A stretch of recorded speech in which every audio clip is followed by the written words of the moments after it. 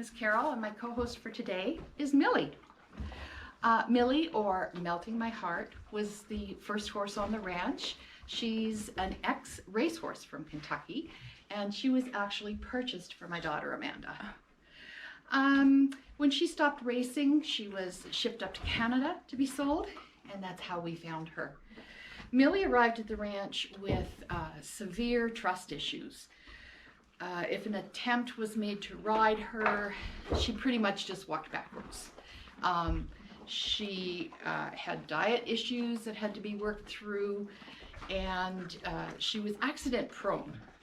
And after a singularly bad accident that saw her in the equine hospital for a few weeks up in Calgary, and then on stall rest when she came back to the ranch, she recovered. From an injury like that, a lot of horses don't recover. So all the love and care that she was given was absolutely worth it. She's just a doll. Today, Millie is teacher's pet. She is basically the one that helps all the other horses learn about liberty training. Liberty training is training done in an arena with no tack, so no ropes, no halters, no nothing. It's given the horse complete freedom so that they can interact with the trainer and learn to trust each other and just respond in a very, very natural way with no corrections or really anything to stop them from making their own decision about what's right and what's wrong. She sees herself as the hall monitor. We call her the hall monitor. When someone, or tour guide Millie, when someone new comes to the ranch, she makes sure that they know which stall is theirs, and she shows them around. This is the weekend pasture, this is the round bale, this is the creek, those are the geese, they're nasty, don't go near them. And I would probably have to say that Millie's my favorite, but don't tell anybody else. Her best friend on the ranch is Big Jack. They go everywhere together. Okay, I think that's enough horsing around for one day. Let's get on to the knitting. Okay, I'm back from the barn and ready to go for another knitting podcast. Today is Monday, December 11th, 2023. It's sunny and warm-ish outside. It is 8 degrees. We have some patchy snow on the ground, but it's windy, crazy windy today. So if you hear some funny noises in the background, or if we have an earthquake, my dogs are inside with me today. I'm going to try podcasting with the two of them inside. I have two Labradors that like to, beg for my attention, as Labradors do. So we'll see what happens and just run with it. If you haven't watched my videos before, my name is Carol, and I'm coming to you from the southeast corner of Alberta, Canada. I'd like to start today by saying a big thank you and welcome to all my new viewers and subscribers. It means a lot to me that you are using up some of your precious time this time of year when things can get hectic and spin out of control, to just sit down and knit and maybe have a cup of tea or a cup of coffee, and watch my podcasts and support the work that my daughter does on the ranch with the horses. If you are an OG, and that sounds really strange to say because this is only episode 4, I just want to say thanks for being with me from the beginning. Your support means a lot to me, and thanks for hanging in and watching all the nonsense that goes on, all the shenanigans that the horses get up to. And yeah, so let's just get on with that. Don't forget to like and subscribe. It helps my podcast grow. And let's get on with what we're here for today. So where can you find me? You can find me on Instagram as Naughty Knitter 61. You can find me on Ravelry as Crafty Carol 61. If you need to email me, my email address is swatchthespacedesigns@gmail.com. If you want to see what happens day by day on the ranch, you can follow on Instagram. It's 5 Wins Ranch Rescue and Rehab, and that's 5 spelled out, Five. or on Facebook, it's just 5 Wins. Okay, alternatively, you can buy a horse of coffee at coffee.com /swatch _this_space. So, as you can see, today's episode was brought to you today by my co-host, Millie. Millie and I would like to wish you, if this is your birthday, many happy returns of the day, of the week, of the month, of the weekend, however you celebrate your birthday. And I need to send out a very, very special birthday wish from myself and all the horses to my daughter, Amanda. Today is her birthday. We wish you much joy, big hugs, very, very special love. Keep doing what you're doing with the ranch. Follow your passion. I know you love those horses and they love you too. So let's just keep it rolling with 5 Wins. Okay, let's move on with some knitting.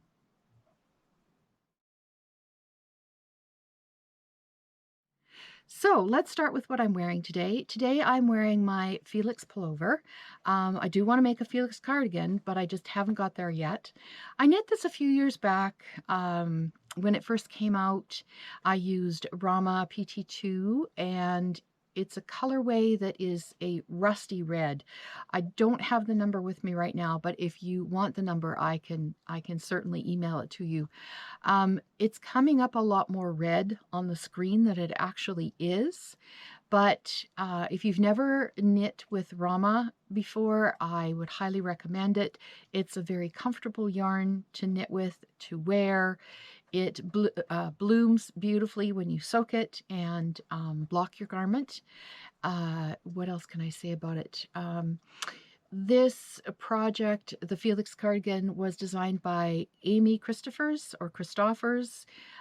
She has over 5,100 projects done in Ravelry, and it's in over 6,000 queues. So it is a very, very popular pattern. I was a little late to the party, I think, doing this one. I think it had been out for maybe a year or so before I knit it, and I was kind of sorry I waited because I really, really enjoy wearing my Felix. Okay, so if you need any more information about the Felix cardigan, don't hesitate to leave a comment below or send me an email, and I'll try and answer your questions. So, finished objects for this week. Let's move on to finished objects.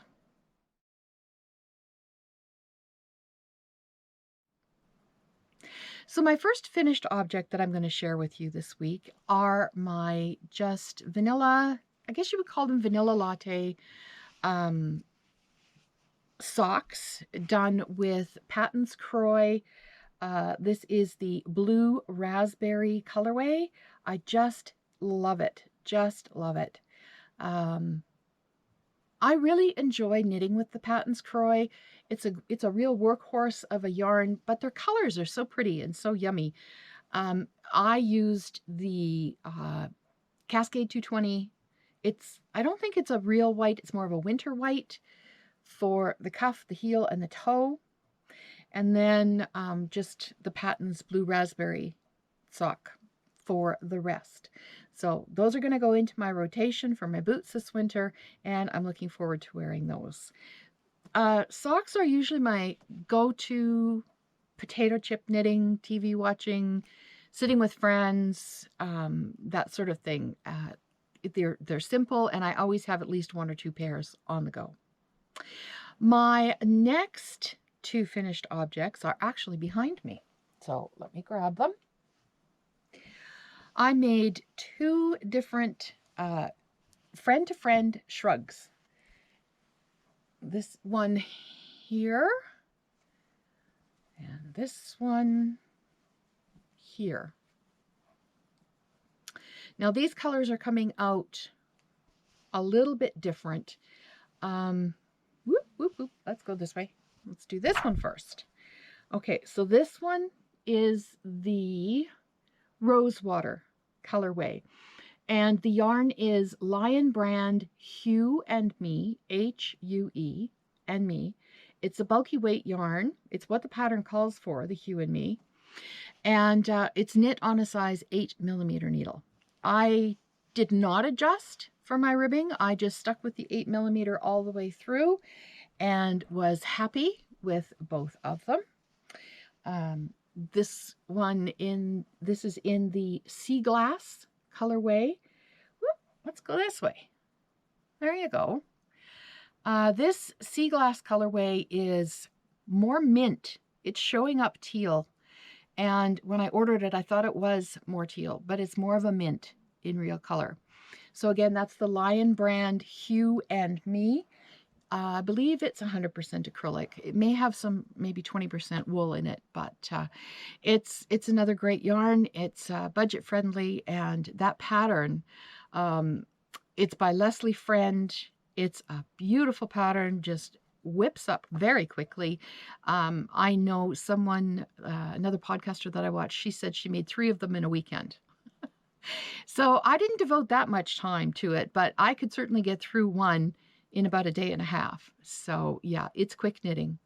That is the Friend to Friend Shrug by Leslie Friend. Give it a try. My next finished object are my creme, and I think that's the way you pronounce it, creme, fingerless mitts by Emily Lewis or Louise. Let's see, I have to put these on the right side. There we go. Simple 2x2 rib on the cuff. Very simple palm and hand, and just 1x1 twisted rib at the top, and then the thumb. Now, the reason I chose this very simple pattern, this is done in King Cole Baby Alpaca DK, and I'll just show you what that looks like right there. Let's see, move it up a bit, down, there. I think you can see that. And this is the colorway Minstrel, and it's probably not showing up on the camera, but it's a beautiful heathered, you can see just hints of darker purple. It reads lilac when you look at it, but when you look at it up close, it's heathered. And I really wanted to show off this yarn, so I knew I didn't want anything too complicated. But having done these now, I would say they would look really, really pretty done up. Or this yarn would look really pretty done up with a cable going down the back. So those are the creme or cream fingerless mitts by Emily Lewis or Louise. Now these are knit on a 3mm needle. I used a 275 for the thumb and the top. This thumb gusset is quite beautiful the way it's done, and I enjoyed doing it because it's memorizable. It's done, I believe it's every other row, and you're increasing on either side of the center stitch. So you know that once you get to that center stitch, you know what you're supposed to be doing there.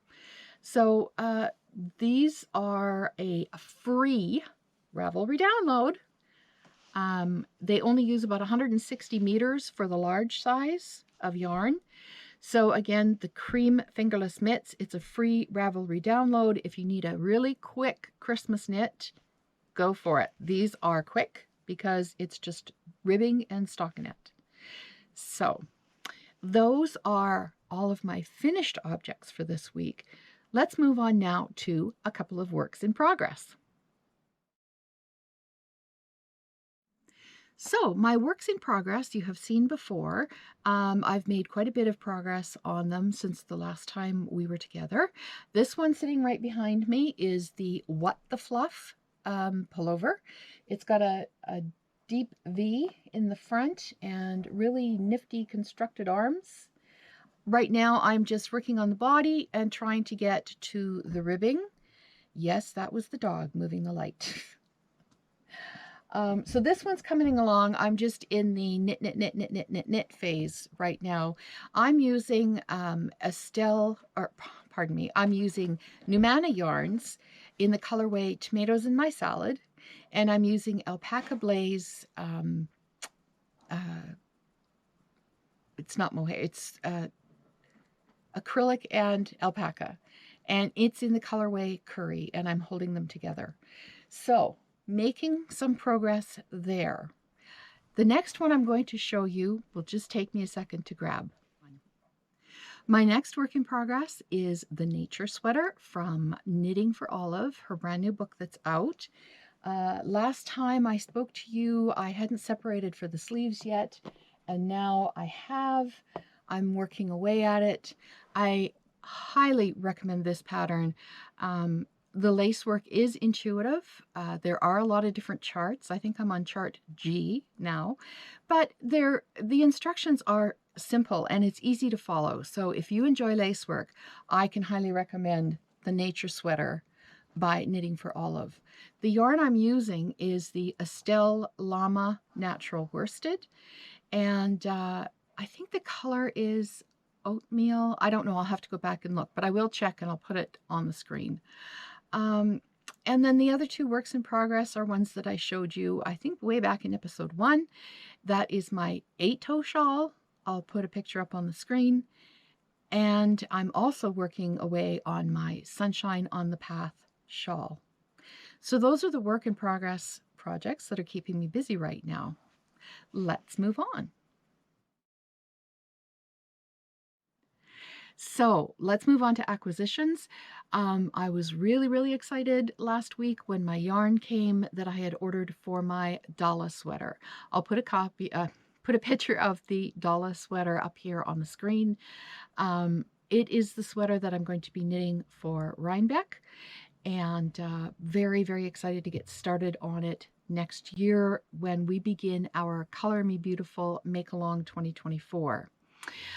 Now, I didn't understand the significance of the Dala horse, and so I looked it up on Wikipedia. For those of you who don't know, I'll just let you know, it tells me that they were wooden horses carved in, it says central Sweden, where furniture and clockmaking was prevalent.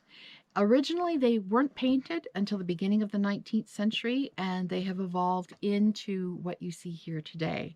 So if you have been to any Christmas markets, I'm sure that you have seen them. I'm sure you've seen them at people's homes sitting on the mantelpiece. I'm sure they're not just for Christmas. It is a year-round celebration of this classic toy that came from Sweden. Now, I'm choosing to use the Gathering Yarn Brook Farm from Gathering Yarn. This is 100% British wool. It's a blend of BFL and Masham. And the colorway that I'm using for my body is called Eskdale. It's a very, let me see if I can get it. It's a very earthy chocolate brown, very earthy. It's a 4-ply fingering weight, and it's a non-superwash, obviously. And this was purchased from Beehive Wool Shop in Victoria, British Columbia. And the color that I originally settled on, because you know what's coming, changed my mind, I don't know. This is going to be the body, and this was the other color that I had chosen to be the horse. And this is the color, I think it's 06, and it is called Burnstall. Not a great big difference between the two. And I was disappointed. So I went out poking around again on the internet, and I ended up at the Fibre Nook in Edmonton, Alberta. And they had some beautiful Exmoor sock from John Arbon. And I'll put a picture of the two colorways that I chose. The green is called Oddemod. I'll put it on the screen. It means snail. And the blue is called Minstrel Sky, I believe. And I ordered those. And I think either one, the green or the blue, is really going to pop once it's put together with this nice dark chocolate brown. So in the comments below, help me make a choice. Do you prefer the brown and the green for the horses, or the brown and the silvery blue for the horses? And it may just end up being one of each. I know where I'm leaning, but if you tell me in the comments below which ones you like, let's see if we're all thinking on the same page. Okay, so the next acquisition, the yarn that came, is sort of like half an acquisition. I am going to knit a friend-to-friend shrug for me because I really liked using that. And those of you who know me before I started podcasting know the funny pharmacy story. We have a local pharmacy here, and in the back they had a display of yarn, and it was from Haynes Creek. And they had marked it down from its regular price to, I think it was roughly $5 a skein. I was like, excuse me? So I bought it. I bought all of it. The blues, the browns, the multicolors, the purple, the green, the black, the gray. It all came home with me. I mean, you can't leave it in the store for $5 a skein. The woman who checked me out at the front counter, I had it all in a shopping cart, and she looked at me like I had 3 heads, but it's in my stash now, and I'm really, really happy with it. So for the friend-to-friend shrug for me, I'm using this one. It's Haynes Creek Heathers. And this is an Aran weight, and you knit using 4.5 millimeter needles. And it's 15 stitches to 4 inches or 10 centimeters. There's 180 meters or 197 yards in 100 grams. And so because the friend-to-friend shrug is knitted with a bulky, what I may end up doing to get gauge is holding this double. Believe me, I have enough. And then I purchased some more Alpaca Blaze, 40% acrylic, 30% alpaca, 30% polyamide from Hobby or Hobby. And the colorway, does it say on here? I do not see. It's color number 12. Anyway, I'm going to hold these 2 double and make myself a friend-to-friend shrug, because Amanda came and tried hers on, and it is so cute. And it's one of those things, a shrug is kind of in the same line as a fingerless mitt. Initially, I didn't see the point of a fingerless mitt. Like, why would you have your fingers sticking out the end of a mitt? And with the shrug, for me it was, well, the minute you move, it's going to move. Well, I saw this and I thought, you know, if I need to modify the pattern, if I need to run my own numbers and create my own numbers, I'm going to do that. But as soon as she put it on, I thought, how cute is that? And I need to make one too. So that's my acquisitions, sort of.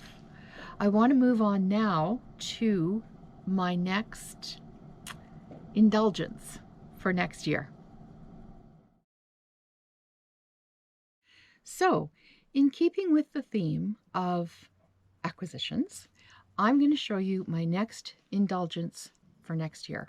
But let's just take a sip of tea before I get into that. What am I drinking today? I'm drinking the organic cream of Earl Grey from David's Tea. Again, lids. Gotta have lids. Far away from the knitting. Okay, I saw other podcasters talking about this book, and I had to investigate it because back in, I think it was grade 8 or grade 9, in what we called home economics, I'm sure it's something totally different today, one of the things that they taught us was embroidery, how to sew, how to embroider. They didn't do cross stitch. But I remember taking my finished sample for the end of semester in and having it marked, and my next class after home ec was math, and I was sitting with it on my desk, and I got 10 out of 10 on my project. And I still remember my math teacher, Mr. Nishi, coming by and saying something about that being a fancy sewing machine, and I said, no, I had to do that by hand. That was my final project. I did that by hand. And he was amazed. And that's what gave me the encouragement to carry on with embroidery and sewing and handcrafts. I did macrame after that. I eventually got into cross stitch. And so when I saw this book, I knew it was right up my alley. So I managed to get my hands on a copy of Embroidery on Knits. This is a beautiful book. This is the English edition by Judith Gummlich. Judith Gummlich. I just butchered her name, I'm quite sure. This is a beautiful, beautiful book that is coffee table worthy. It's a hardcover. She takes you through the initial part of the book, talks about different tools that you'll need. A lot of us who have done embroidery will be thankful of the reminder, but it won't be anything new. So if you grab a coffee and sit down and flip through it one Sunday morning, it's just a nice reminder. She talks about water-soluble stabilizers for embroidering on knitwear. I was very curious as to what kind of hoops she might recommend, because I would be very conscious of pulling too hard on the yarn when you have to put a hoop on your knitwear. So that was an interesting part to me. She has a couple of pages devoted to color and how to choose colors. She talks about tension, and then it goes right into all the beautiful different types of stitches done on knitwear. So for instance, this one is gorgeous. Let's see, I'll pull this up further.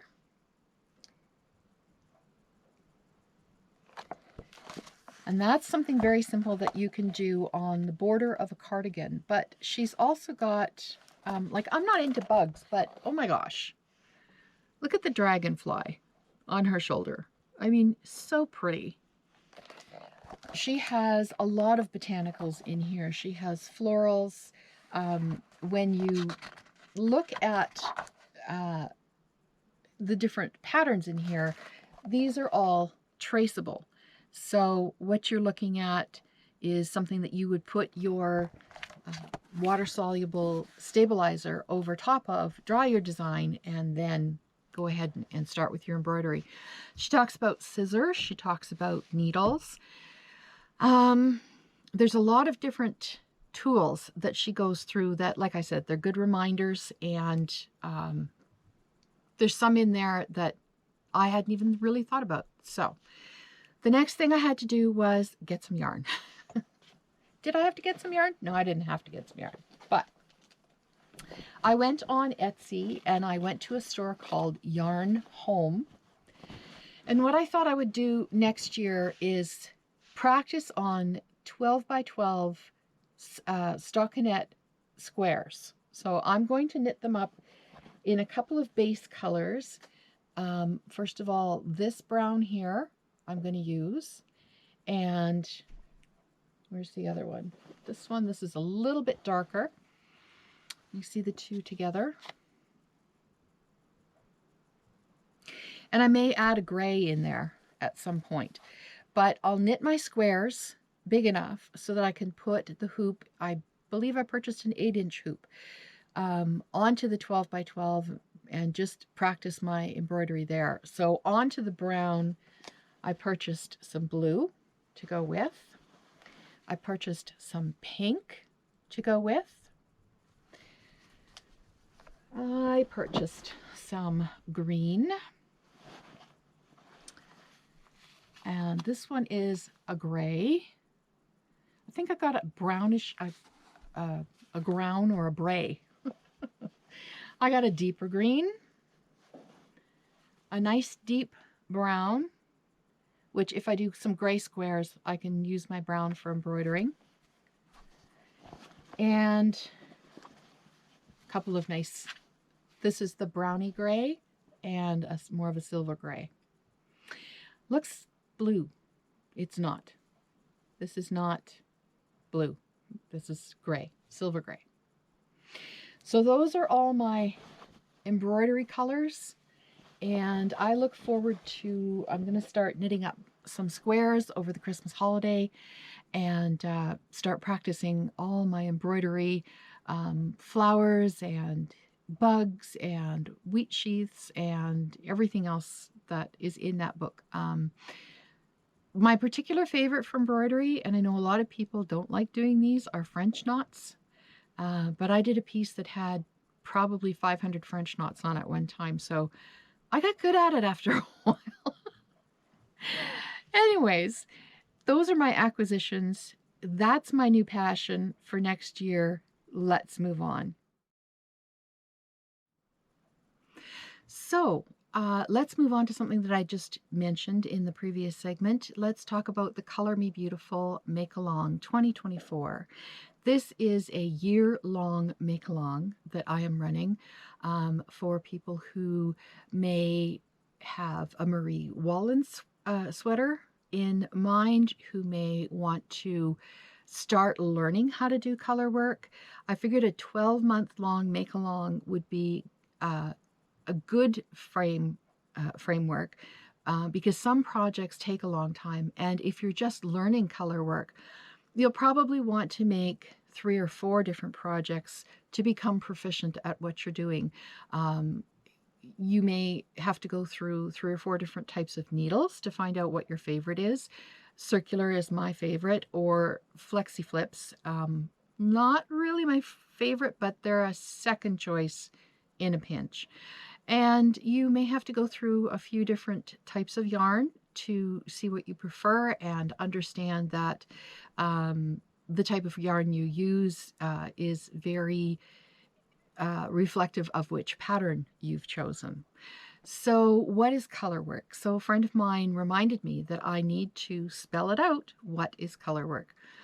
So I've decided that color work is anything that takes 2 or more colors to make a pattern. So we're talking about stranded color work, we're talking about mosaic, we're talking about ferrule, we're talking about intarsia, any pattern that uses more than 2 colors to make a pattern, or any wool, any project. Let's get that straight. Any project that takes more than 2 colors to make a pattern. So we're looking at socks, sweaters, cowls, hats, you name it, mug warmers to start with. There's some really cute ones out there that you can use to practice your ferrule on. Now, a good tip that I'm going to bring up is a color value tool. When I started quilting back in 1988, I was introduced to this little tool by one of my quilting teachers, and I didn't quite understand the significance of it until I actually started using it. If you're a quilter, or a lot of knitters and crocheters already know that you have to be careful about the colors that you put together. The rule of thumb is dark, medium, light, or dark and light, so the 2 colors play off each other. If you put too many mediums together, you're going to end up with mud. So your prep work is very important, and these 2 little tools are important as well. Now, when you look at these, you would think those are insignificant. What are they for? What they will do, you use a red one on any color other than red, and you use a green one on any color other than green. And what you do is you lay out your colors in front of you, and then you look at your colors through this tool. So you can use, like I said, the green tool or the red tool, whichever. But what that's going to do is it's going to even out the colors so that you're not seeing colors, you're seeing values. What is a value? It's not a tone, it's not a shade. A value is the lightness or darkness of the colors that you have in front of you. It's particularly important for color work because you may be working with 12 different colors in 12 different stripes, maybe 24 different colors. And if you put them down and have a look at them, you might think they're going to work. And if you don't swatch and just get right into knitting the sweater, you might find that you're ending up with mud. And that's a really sad thing to see. And you have to go back out of the starting gate again. Now, the other way, I mean, you don't need these 2 little special tools. This is just what I have. You can use your camera on your cell phone and just switch it to black and white, and it'll do the same thing for you. It will show you lights and darks, and you may put 3 colors side by side and decide these 3 are great together in a color work, and you're going to get mud. So I would highly suggest a few things before you start your color work. First of all, make sure your color values are correct. Make sure that one color plays off another color properly and that they highlight each other and that you're not ending up with the dreaded mud. The nice thing about using these little tools is when you take a picture with your black and white, with your camera using it black and white, you just have to go back and delete all those pictures. This is immediate. You just put them on the table beside you, pick them up, look through them, and decide, nope, that's not right, or I have to move that one down the end a little bit, or those 2 are no good together, or hey, I hit it right off the bat. So color value tools, very, very helpful for sewers, for knitters, crocheters, any time you're working with multiple colors that you don't want to end up as mud. I also think that spinners would appreciate this kind of a tool because, you know, you're working with all that beautiful fiber. And again, that's something that you can end up with just one runny color. But if you have the little value tools and you look at it before you start spinning, you can be fairly confident that the color combinations you have chosen are actually going to work out for you. Okay, I think that's all I have to talk about there. Let's move on to the next segment.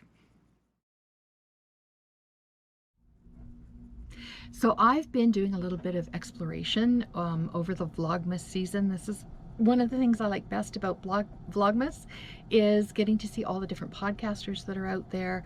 And I have really fallen in love with 2 podcasters that are new to me. The first podcaster is Knitting with Cat Hair. And this is Nikki from Ontario, Canada. She does the most stunning color work. And I was attracted to her Vlogmas because of all the different she shows putting the greenery at a front door. She shows how she makes her Bodum coffee in the morning, which I still struggle with. I never know how to leave it long enough, so my Bodum is just sitting all by itself. It's great inspiration, Nikki's podcast, for gently pushing yourself a little bit further as a knitter. If you're there and if you're ready to push yourself a little bit further, I would highly recommend Knitting with Cat Hair. The other podcaster that I found is Margaret from my_wonderful_knitting_life, or My Wonderful Knitting Life. She's quietly become known as the colorwork lady, but all of her other projects are absolutely beautiful. She's got a great manner on her podcasts. She's very interesting to listen to. She's very educational to listen to, and again, just my heart was grabbed by all the stunning color work that she does. So those are the 2 new podcasters that I could highly recommend, Knitting with Cat Hair and My Wonderful Knitting Life. Now, if you're still in a bind for 1 or 2 last-minute projects that you want to make, I just want to remind you about my warm fuzzy socks. The pattern is there and waiting for you. These are a very, very simple 2x2 rib sock from top to bottom. They have a really interesting construction on the heel, which is simple to do. And I think you'll have a lot of fun trying it out. So don't forget to have a look at my warm fuzzies sock pattern. They knit up very quickly. This is quite easily done in a weekend. So a couple of nights, TV watching, cup of tea, and you've got a Christmas gift off your list. Okay, well, that's it for now. Today I'm going to leave you with a little bonus video that Amanda and I refer to as the night video. I when I first saw this, I thought I have to put this on the podcast because I wished my kids would go to bed at night that quietly and that orderly as the horses do in the barn. But then the horses know what's waiting for them in their stalls. So sometimes there's a bit of a shuffle at the back door. They all want to get in at the same time. So until we talk again next time, I want to wish you happy knitting. Don't forget to go out into the wild, take your knitting with you, share your passions and your joy with the people you meet, and I will see you next time. Bye for now.